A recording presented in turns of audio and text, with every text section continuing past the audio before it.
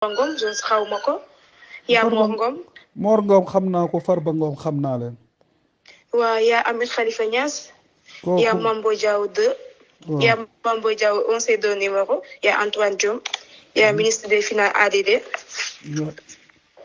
Et il y a, je sais, non, ministre de Finances, je sais pas, M. Diop, je sais pas. Il y a Pape Samba Diop. Peter Ladjouf, commandant Brimofal. Il y a Bougane Gueye Dany. Il y a Maître Abdou Kadi.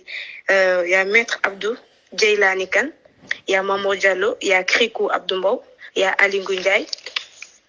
kon Bougane xam nga au courant que personne n'est au courant de rien. waaw xam nga man Bougane waxoon naa leen am na lu muy liggéey gouvernement bi. xam nga waxoon naa ñii moo tax ma ne la seen nguur dina daan te su ma ñëwee liste bi yow laa koy dénk nga teel ma ko ba au bon moment. lépp loo am ci secret dama lay wax.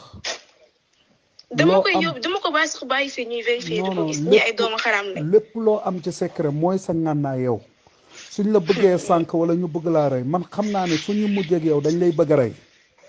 mun nañ laa pikir boo xam ne di nga dem 3 mois 2 mois nga jaaree fa faatu mun nañ la def leneen ak leneen te man dama am intérêt pour sàmm la parce que amoo benn mbokk tey man maa fi sa mbokk parce que sa papa xamul àddina bi amul doole xamul àddina bi lu muy riir lu muy doxee sa yaay génn na àddina sa frère ci man la nekk ndax man la yaakaar àddina ak àllaaxira te xamuñ àddina nu muy doxee kon kenn nga am ku jàmbaarte koo xam ne mun na laa garder mun na laa jàppale mooy man dafa am ñuy ñëw ma bàyyi la kon après ñu oo tontuwaat.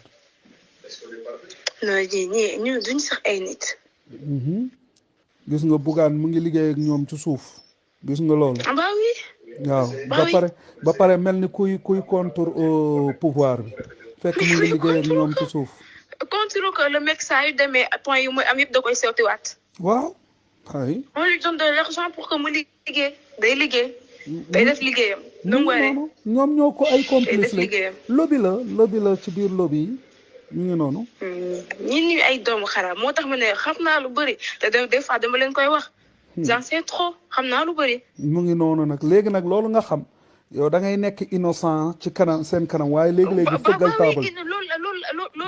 loolu lay joué te pourtant ci innocent boobu na ci lay dox ñu jàppee ma dof na ku nekk di ñëw ku nekk di wax ma bàyyi leen mais ñii de seen carte sur table jeex na. lépp ñii luñ doon def yëpp jeex na.